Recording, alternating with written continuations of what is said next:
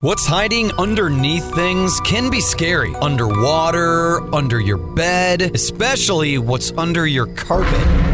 Except when you get new carpet from Carpet One Floor and Home. After tearing up your old carpet, they'll vacuum and apply Health Annex antimicrobial to your subfloor, disinfecting and killing mold, mildew, and any remaining general awfulness. Carpet One Floor and Home goes the extra mile to protect you, your family, and your home. Carpet One Floor and Home in Columbia, making your home beautiful, guaranteed. Good morning and welcome to Radio Friends on Tuesday, November the 5th. Pleasure to have you with us today. We have CHRIS GUINTHER, and Chris is with Empower Missouri. My first question is, explain, what is Empower Missouri?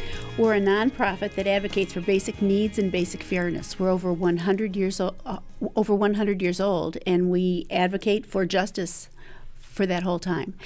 So when you say you advocate for justice, let's go into detail. We focus on the areas of hunger, homelessness, and criminal justice, and we work in tight coalition with other groups that advocate for economic justice, and we don't believe in stepping on the toes of other groups, but certainly want to work with them. Economic justice is a very huge concern of ours. It is, and the divide is growing wider and wider in economic justice. When you talk about homeless, that's a real big problem. How are you handling that? Well, one of the things that we try to do is not only empower those that are lost in the system, but also giving voice to those that can support the people that are lost in the system. And so, for example, this year our annual conference is focusing on on hunger. And last year we were on housing and homelessness, and next year our focus will be criminal justice. But this year we're doing things like releasing information on the 2019 Missouri Hunger Atlas, which will give advocates that want to help and support those that are caught in this food insecurity. It will give them a voice and information so that they can support the people that are caught. How many people are caught in what is called food insecurity? And that is, when you talk about food insecurity, isn't that when somebody doesn't know exactly where their next meal is going to come from, or if there is going to be a next meal? Right. About 1 in 8 Missourians are food insecure, and that means about 1 in 5 of our children are food insecure. Not knowing. 1 in 8 Missourians do not know where their next meal is coming from. And as a retired teacher, I will tell you that when kids come to school hungry, they can't learn. And you saw that? Oh, I absolutely saw it. And it's why I kept snacks in my room, and it's why we have programs that not only supplement kids' lunches, but we have a lot of school breakfast programs now as well. Okay.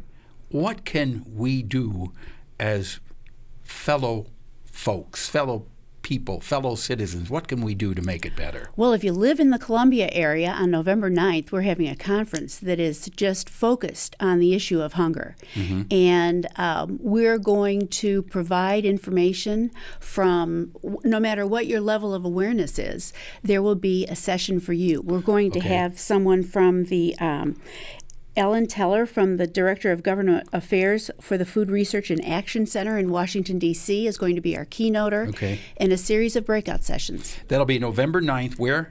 November 9th at Hickman High School in Columbia. And everybody is invited to attend? It's $35 registration. Okay. We want it to be centrally located in the state so that people could come for a one-day conference. It starts at 10, goes until 4:30.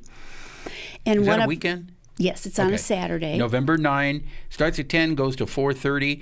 And for more information, they can go to the website, right? EmpowerMissouri.org and click on the events tab, yes. Okay.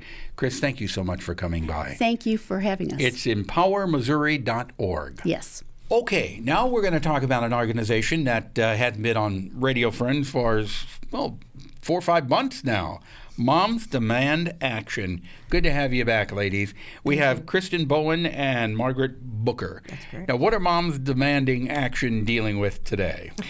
We're here to invite everyone to join us at our November monthly meeting, which is going to be at the Columbia Public Library this time around, for a special presentation we're giving about how to talk turkey Margaret, forking up some facts. we're going to fork over the facts on gun safety. Okay, I like that. You're Yeah. going to talk turkey, fork over the facts on gun safety. Right. So the idea is that we're going to all be coming together at the holidays. You know, you invite lots of folks into your home, Right. your family from far away. You gather around the holiday table, and people will ask questions about what you've been volunteering on if you're a Moms Demand Action volunteer, or if you're just paying attention to the horrific gun violence that's been affecting us across our state. Yes. And you might want ways to have that conversation and bridge that conversation with your family members who may come from the different parts of the spectrum on this issue. So what we're offering is sort of a Mythbusters on gun safety. And so we'll ask people to think about some of the common myths that you hear about gun safety. Well, give us some of the common myths.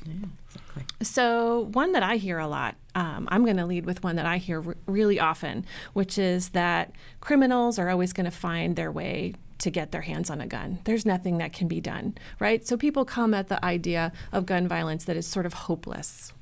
Okay. And you're saying that's a myth. It is a myth because we know for a fact that since background check laws were passed in this country in the 90s, millions of gun sales to people who shouldn't have access to firearms have been stopped. In fact, we think it's about 3 million gun sales have been prevented. And it's an opportunity in that situation when that myth comes up to talk about background checks, which is something that I think 90% of Americans can agree is a common sense safety measure that we should be looking for on the federal level, expanding to keep people safe from gun violence, because it would keep more guns out of the hands of people who shouldn't have access to them. I see nothing wrong with the background. It's like you have to get a driver's license to drive a car. Mm-hmm. Exactly. That's right. So what's the difference? Well, it's very straightforward, and it's the case that for most people who purchase a firearm, they go to a federally licensed firearm dealer and they go through this process. And that's why I think over 90% of Americans agree that they should be required on all gun sales. Mm-hmm. But we know for a fact that about 22% of gun sales that are happening right now in this country, which is millions of guns, are not going through that system. So this is something that I think if we could expand on and we could have conversations with our friends and family about, more people would be aware, because I think a lot of people think background checks are the law of the land, mm-hmm. and they're not. And what about keeping firearms secure in your home? That's so important. So obvious and so important.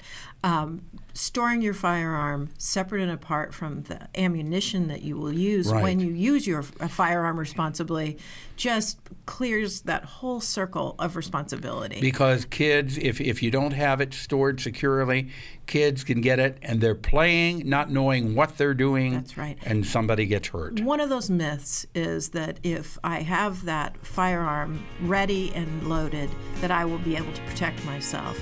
And we know that domestic violence statistics tell us that if you are a woman specifically and you think that's right, that firearm can easily be taken from you and you can be... All right. It's Moms Demand Action for more information. And you've got an event coming up Thursday, November 21 at the library at 7 o'clock. That's our meeting. Yep. More information at momsdemandaction.org. Thank you. That's right. Thanks, Paul.